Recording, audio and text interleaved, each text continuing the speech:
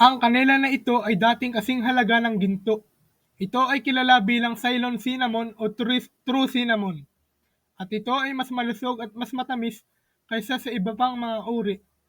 Ang Sri Lanka ay gumagawa ng 90% na supply ng mundo. Ngunit ang tunay na kanela ay laban sa isang malakas na karibal, isang mas mababang uri na tinatawag na kasiya. Maaari itong maging masama sa kalusugan sa malalaking halaga, ngunit ito ay hanggang sa 10 beses na mas mura. Kaya nangingibabaw ito sa pandaigdigang pamilihan. Ang problema ay si kasiya, at ang Ceylon ay halos magkapareho sa anyo ng pulbos. At ang maluwag na mga batas sa pag-label ay ginagawang madali para sa mga tatak upang ihalo sa murang kasya sa mas mahal na bagay o palitan ito ng buo. Kaya bakit ang Sri Lankan spice na ito ay isinaalang-alang upang maging ang pinakamahusay na kanela sa mundo? At paano mo malalaman kung ano talaga ang nasa iyong spice rack? Paano inaani ang kanela? Si Sonet ay umaani ng kanela para kay Ratna, isa sa pinakamalaking producer ng Sri Lanka. Nagsisimula siyang magtrabaho sa bukid bago sumikat ang araw para maani niya ang pampalasa habang may moisture sa hangin. Ang Ceylon ay nagmula sa panloob na balat ng mga sanga ng puno ng kanela. Dapat silang ikat sa isang panloob na anggulo. Kung maiangat sa pumutol si Sonet, maaari niyang anihin ang bawat puno sa loob ng kalahating siglo. Pagkatapos ng halos 4 na oras na pagputol, hinahakot niya ang huling batch ng mga sangay pabalik sa pangunahing gusali ng estate. Ang bawat bandel ng mga sanga ay babad sa isang tangke ng tubig nang hindi bababa sa 15 minuto. Gagawin itong mas madaling matanggal ang balat. Kakasimula pa lang ng trabaho ni Sonet hanggang sa hindi bababa sa 10 p.m. Nagtatrabaho siya sa isang pangkat ng mga nagbabalat tulad ni Saman upang isa-isahin ang bawat sanga. Paano binalatan ng kamay ang cinnamon? Naglalantad ito ng mas malambot na panloob na balat. Ito ang aktwal na kanela. Ang mga brass rod ay makinis sa ibabaw at paluwagin ang kanela mula sa matigas na kahoy. Pagkatapos ng may katumpakan sa operasyon, inukit nila at hinihiwa ang balat sa manipis na mga piraso na kilala bilang quills. Ang mga quills ay napakanipis na agad silang kumukulot habang natutuyo. Ang maliliit na piraso ng panloob na bark na tinatawag na keelings ay pumipigil sa pagkapunit. Binabayaran si Saman ng timbang. Ang mga quills ay karaniwang kailangang matuyo sa loob ng 1 linggo. Pagkatapos ay ipapadala sila sa pabrika upang iproseso. 15 minuto sa daan. Tinutukoy ng mga sorter ang halaga ng bawat quill. Kung mas manipis ang quill, mas mahal ito. Ang pinakabihirang uri ng Ceylon cinnamon. Katulad ng karne, nakakakuha ng grado ang kanela. Gumagamit si Ratna ng 8 sa kabuuan. Lahat ay nakabatay sa diameter. Ang pinakamataas na kalidad na kilala bilang alba ay kasing manipis ng lapis. Ito ay 2 beses na mas mahalaga kaysa sa H2 FAQ, ang pinakamababang grado. Isa lamang sa halos 25 quills ang nakakuha ng alba grade. Ang mga sorter tulad ng Violet ay nagbibigay ng libo-libong quills sa isang araw at maaari niyang bigyan ng marka ang bawat isa sa loob ng ilang segundo. Kapag naayos na ang mga quills, pinutol nila ang mga ito sa iba't ibang haba at ipackage ang mga ito sa pagpapadala. Ang mahabang hiwa ay nakabalot ng maramihan upang ibenta ng pakyawan. Ang mas maiikling 3-inch na stick ay pumupunta sa mga grocery store. Ngunit para sa karamihan ng kasaysayan ng tao, isang sako na kanila na ito ay nagkakahalaga ng isang kapalaran. Ang madugong kasaysayan ng Ceylon cinnamon.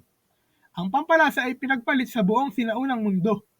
Mula noong hindi bababa sa 2000 BC, ang mga mangangalakal ay naglalako ng mga alamat na ang mabangong balat ay nagmula sa pugad ng isang mythical bird. Sa isang punto, ang kanela ay mas mahalaga kaysa sa ginto. Pagsapit ng ika-13 siglo, sinimula ng Sri Lanka ang pag-export ng pampalasa ng direkta sa Egypt at dinala ito ng mga mangangalakal na Arabe sa medieval Europe. Ang Ceylon cinnamon ay sobrang hinahangad. Naging status symbol ito ng mayayaman.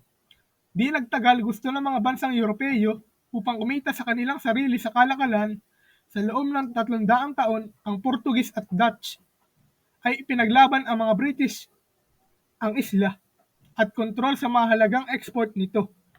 Idineklara ng bansa ang kalayaan at nabawi ang kontrol sa mga lupain ng kanela nito noong 1948. Ngunit sa panahong iyon, isang mas murang alternatibo, Casilla, ay nagmula ng mga ibabaw sa merkado. Ceylon cinnamon versus Casilla. Ang Casilla ay nagmula sa ibang puno na tumatangkad at mas makapal na balat. Karamihan sa mga ito ay ginawa sa mga sakahan sa silangan o timog silangang Asya. Tulad nito sa Indonesia, ang bansa ay may higit kumulang doble sa halaga ng mga plantasyon ng cinnamon bilang Sri Lanka. Maaaring anihin ng mga producer ang buong puno sa isang pagkakataon. Ang proseso ay nangangailangan ng mas kaunting mga manggagawa at ginagawang mas madali ang paggawa ng maramihan. Ang mga magsasaka ng kasya ay maaaring anihin ng 10 beses ang dami ng cinnamon kada ektarya kaysa sa mga magsasaka ng Ceylon. Ngunit ang Casilla ay maaaring magpak ng mga nakatagong panganib sa kalusugan. Ang Ceylon cinnamon ay nagpapalakas ng immune system, nagpapababa ng presyon ng dugo at nagpapatatag ng asukal sa dugo. Ang Casilla ay may mga benepisyong pangkalusugan din, ngunit naglalaman ito ng mataas na antas ng isang tambalang tinatawag na coumarin, na maaaring magdulot ng pinsala sa atay kung inumin sa mas mataas na dosis. Ang Casilla ay maaaring magkaroon ng 50 beses na higit pa kaysa sa Ceylon. Ngunit kailangan mong kumain ng humigit kumulang 1 kutsarita ng Casilla sa isang araw para sa mga linggo upang ilagay ang iyong sarili sa panganib. Ang mga bansang tulad ng Germany ay may mga patakaran upang limitahan ang coumarin sa mga pagkain. Hindi kinokontrol ng US ang dami ng coumarin sa cinnamon. Kaya paano mo makikita ang pagkakaiba sa pasilyo ng pampalasa? Paano malalaman kung kumakain ka ng totoong kanela? Mas madali kapag bumibili ka ng cinnamon sticks. Ang Ceylon kills ay may higit na kayumangging kulay. Kung mukhang pula sila, malaki ang posibilidad na kumain ka ng Casilla. Mas makapal din ang Casilla sticks. Karaniwang kalahating pulgada ang mga ito at mahirap masira. Samantala, ang Ceylon ay maaaring maging marupok tulad ng papel ng tabako. Ang lasa ay maaaring isang pang-giveaway. Ang Casilla ay karaniwang may malakas at maanghang na lasa. Ang Ceylon ay mas matamis at mas banayad. Ngunit ang powdered cinnamon ay mas mahirap i-verify. Ilang manloloko ang nahuling naghahalo ng powdered Casilla na may Ceylon. Ngunit marketing ito bilang purong Ceylon. Nalaman ng isang pag-aaral na higit sa kalahati ng mga produkto sa European at mga grocery sa US ay naglalaman ng halo-halong kanela. Ngunit sabi niya, walang sino man sa US o Europe pinipigilan ito. Sa US, ito ay tinatawag na ang FDA lamang pisikal na inspeksyon. 1% hanggang 2% ng mga imported na pagkain tulad ng pampalasa.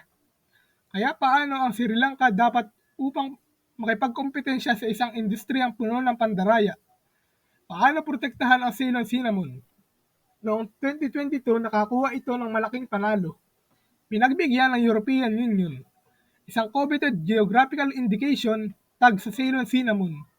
Ibig sabihin, anumang bote ng pampalasa na may label na Ceylon sa Europe, kailangan nang galing sa Sri Lanka.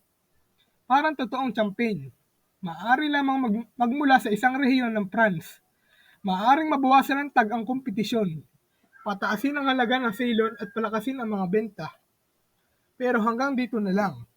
Sa parehong Europe at US, hindi kailangang ilagdag ang mga brand ang tag o ipahiwatig kung anong uri ng cinnamon ang kanilang ibinebenta. Kaya mahirap para sa mga customer na malaman kung ano ang kanilang kinakain. Sinabi ni De Silva na idinaragdag ang pangalan ng botanical o species ng Ceylon sa listahan ng mga sangkap ay makakatulong na ipaalam sa mga customer. Umaasa siyang makakatulong ito sa Sri Lanka. Libu-libong producer ang kumikita ng mas malaki para sa kanilang Ceylon.